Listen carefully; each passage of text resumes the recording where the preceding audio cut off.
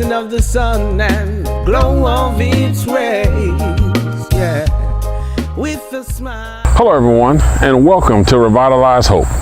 This is Reginald Maz with the RMVI Gene, and today I want to talk to you about when you start experiencing anxiety, headaches, you start feeling lightheaded, you start feeling just all of these emotions come up, but they end up putting you in a defense mode, almost like in a mindset of preparing for a fight, like you're constantly preparing for a fight. Now, this commonly happens either when you're put in a position where you feel like you always have to defend yourself, or you're always expecting something bad to happen, someone to say something bad about you, people talking about you, bugs flying around. But back to the subject. This occurs when people are facing situations or they're placed in an environment to where they are constantly having to defend themselves. And most commonly, some people experience this in the workplace. If you have a job where you constantly feel like you have to watch your back, you constantly feel like the other people are, pretty much out to get you or doing little antics to kind of, ruin your day or make you look bad. Now, some people say that this is paranoia, but actually in some people's work environments, it's quite true that they are not just being paranoid. They actually have coworkers or managers who for some reason just don't like the person, don't care for the person, or whatever reason. So they sort of go out of their way to make the person's job difficult. Most people call it a hostile work environment. And it is a form of hostile work environment. This can also occur at home. Some people, when you go home and you feel like you're being attacked, you feel like you have to explain everything. You may be involved in a relationship with someone who is pretty much very, very suspicious and untrusting. So they're questioning everything you do. They're questioning your every motive. And this could be a result of past relationships, past issues, and this can refer to male or females. So, these things can put you in a mindset that whenever you're approaching these environments, you start to feel like, wow, I got to go in defense mode. And your mind automatically takes it there because you're going to start feeling like, man, I got a headache. You're going to start feeling anxiety, dizziness. It's like, I don't want to go there. I don't want to be there.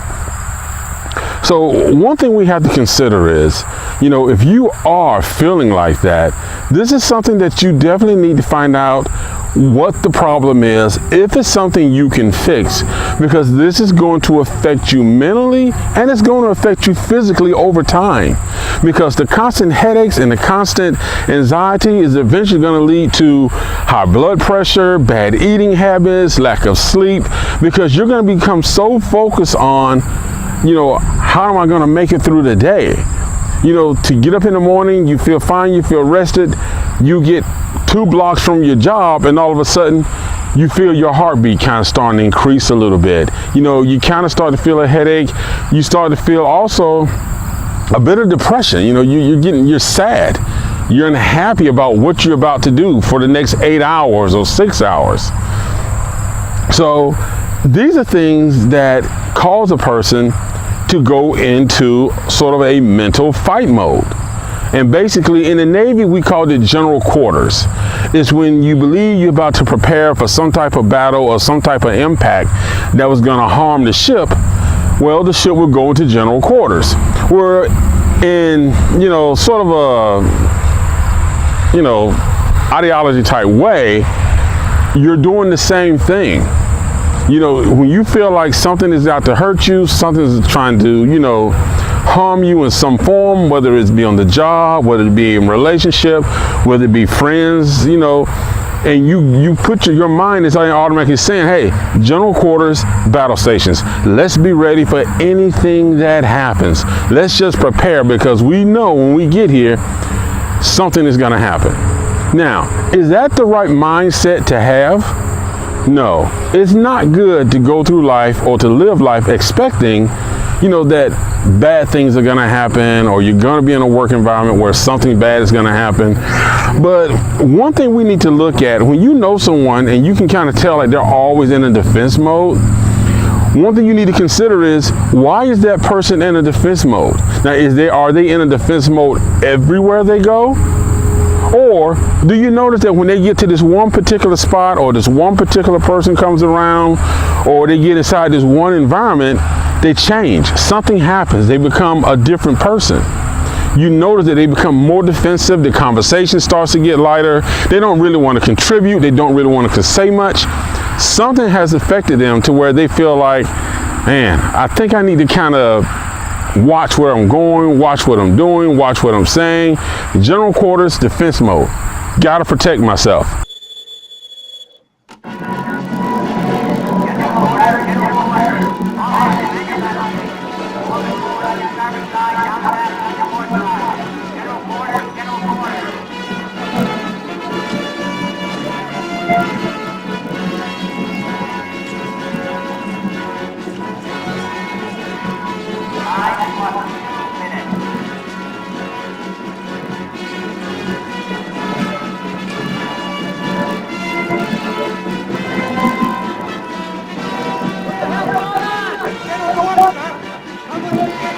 We also need to look at each other. Are you putting someone in that position that they feel like when you come around, they have to get inside this sort of defense mode mechanism to where they have to kind of protect themselves, be on their guard with what they say, with what they do? Because we need to watch how we interact with people, how we interact with each other. I mean, let's take, for example, the workplace. If I'm coming to work and you're my employee, but my only communication with you is negative. Everything I send you, every email I send you is negative. It's negative. It's negative. That's all you're getting from me. Negative emails. There's always something wrong, because that's what my emails, that's what I'm communicating to you. I don't communicate to you outside of the fact that all my correspondence with you is based on the fact that I see something negative about you. Naturally, we're all human. That's going to put you in the mindset of, I don't quite understand why everything I hear from this person is based on a negative factor. I never hear from them unless it's something negative. So that will make you become a little bit apprehensive. That's going to make you start to feel like, okay, are they picking at me? Am I really doing a bad job? But I don't hear anything outside of negative communication. So is that what you're portraying to people? Maybe to friends, to family, even your children? Do you only really interact with them or fully communicate with them when it's something they do wrong and you want to have a strong sit-down conversation? But when they haven't done anything wrong, there isn't that strong bonding communication. That isn't that happy, encouraging communication. Only when something bad happens, let's sit down, let's talk about this. The disciplinary process becomes their idea of what you are to them. That's how children see it, and that's how adults will see it when they're interacting with someone who only communicates with them when they want to say something bad, something negative. So this person may not be a negative person, may not be a person with a bad mindset, but the fact that the environment that they're in is constantly pushing negative stuff at them. That's all they're getting from that environment. Negative, negative. You don't do this, you don't do that, you don't do this, you don't do that. Either do this or else. So when that happens, that person naturally is going to go into defense mode. Your mind is going to put you in a defense mode of, hey, whenever we deal with this person, whenever we deal with this environment, we have to be battle ready. We have to be ready. And that person, eventually they're going to start getting headaches. They're going to start feeling lightheaded. They're going to start having anxiety about dealing with people, about doing their job. And sometimes this can even happen in the home between a husband and wife in the way they interact with each other. Because if a person is coming home, they worked all day, they come home and they're not feeling welcome. They're not feeling like, I'm glad you're home. They're getting more of, well, you should have did this. You're late. Why didn't you do this? Why do I always have to do that? When you are always put in a position you're having to defend yourself in an environment, that environment now becomes a battleground. And it may not be a physical battleground, but it's going to become a mental battleground. And the other person may not realize it. To them, it's like, hey, I'm just telling you what's wrong, and I'm telling you that I don't like it. But when that's all you're giving someone, you're going to put them in the mindset of, yeah, you're telling me what's wrong, but that is all you ever do. So either you're unhappy, you're trying to push me away, you're trying to push me out. So we have to understand that how we communicate can cause a person to be in a mindset of, this is a war zone, this is a battleground. And I'm coming here in the mindset of, when I come home, this is supposed to be my place of zen. But if I come home and he is here or she is here, this is now a battleground, and I have to be on my defensive. When I go to work, if he is here or she is, if this person is here, if this supervisor is here or this manager is here or this co-worker is here, this place of employment is now a mental battleground whenever these persons are here. And it's because of the impact of the communication. Because there's not positive feedback, there's only negative feedback. Now, let's be realistic. Let's not live in a dream world and say, well, you know what? Everybody you work with is great. And I'm gonna tell you right now, I've worked with people that they just don't like you for no reason. And I've seen people go after people for no reason. They would do things just to spite another person, just to make a person look bad. It's like that's their goal, that's their mission. And in reality, we have people in this world who thrive on seeing other people unhappy, seeing other people fail. They don't want anyone doing better than them, especially if you've been in a place where a person has been at this job for so long, and they don't want anyone new because they're used to this same environment, same group of people. So we have to realize that everything is not always going to be perfect. And we have to realize that we have to watch and monitor our mindset, how we think, how what we're receiving in, how other people are communicating to us.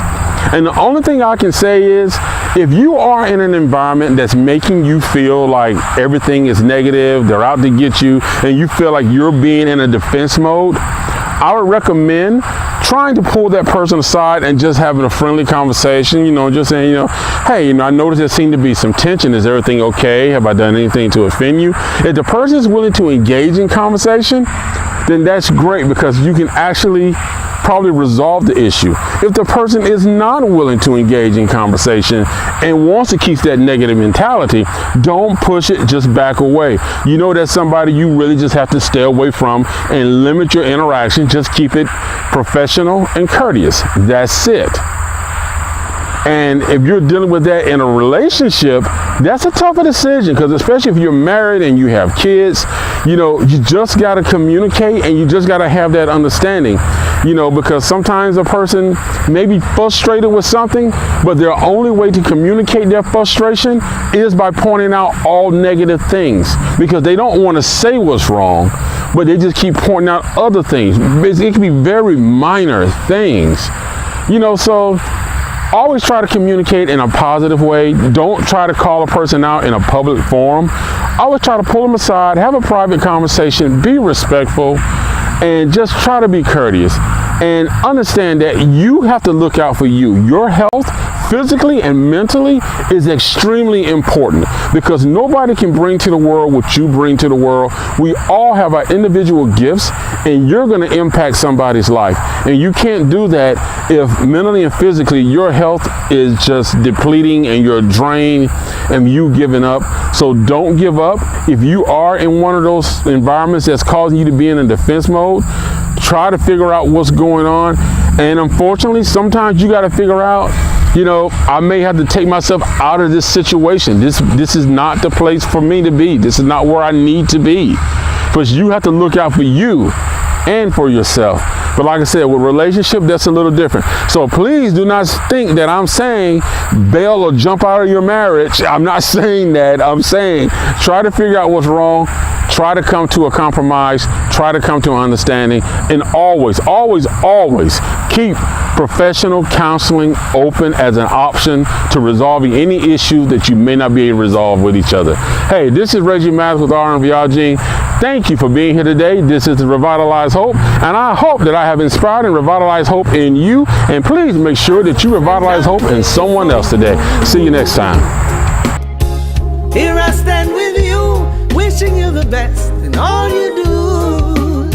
Always look for the breeze of love, calm and gentle from above.